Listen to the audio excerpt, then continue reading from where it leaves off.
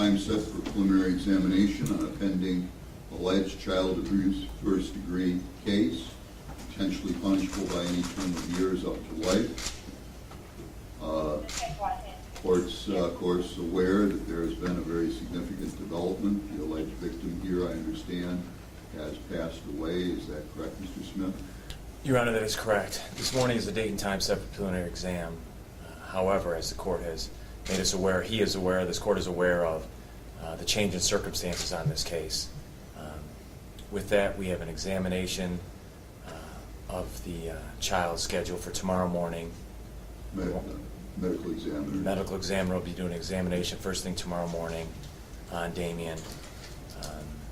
And upon his call and his report to our office, if the death is as we believe it to be as a result of this child abuse, then Your Honor, we fully anticipate upping the charges to felony murder by the end of this week. Well, all right, Mr. Rodney, I've set this date on this charge. Of course, it's within the 14 days. Your thoughts on this, sir? Thank you, Your Honor. There's still considerable discovery that I do not have as yet, and there's some CDs and tapes. In that regard, and considering the fact that there might be an amended charge in this matter, it's our understanding that we're going to try to get a date certain for the preliminary exam. Well, am I understanding at this point then that there would be a waiver of the 14-day rule by Mr. Dimambro? Yes, Your Honor. All right. Mr. Dimambro, you have an absolute right to your preliminary examination within 14 days of bereavement, sir. Have you had an opportunity to thoroughly discuss this matter with Mr. Rodney? Yes. And of course, he's a very experienced, knowledgeable defense counsel. There have been new major developments. He needs, of course, to be appropriately prepared. Are you waiving that 14-day rule, sir? Yes. All right. Well, I've got a waiver of the 14-day rule on this. I think what I'd like to do then is, since everyone is here, including the OIC and everybody, I'm going to turn this into a pre-exam conference, all right? And maybe I'll take it in my library. We'll work on dates with everybody. Bring in your calendars. We'll work on scheduling dates. We'll work that out. Then we come back, whatever, on discovery, exchange of CDs, everything. There'll be the medical examiner's report. We'll schedule all that. We'll come out and put it on the record. That's what I would propose. How's everyone feel about that? That's fine, Your Honor. All right.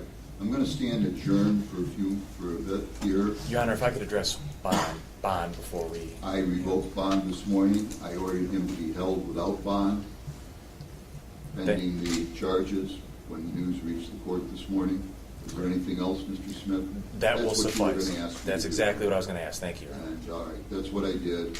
The $500,000 cash surety-only bond is revoked. I'm ordering Mr. Dimambro, based upon these developments, ordered held without bond. Let's adjourn at this point, and we'll discuss scheduling things, and then we'll come back in on the record. Thank you, Your Honor. Thank you, Your Honor. All right, we're going to reconvene on the matter of People versus Dimambro. Given the developments, by agreement of all of us, we turned this into a pre-exam conference. Everyone brought their calendars into my chambers, and let me review what my understanding of the discussion and my notes.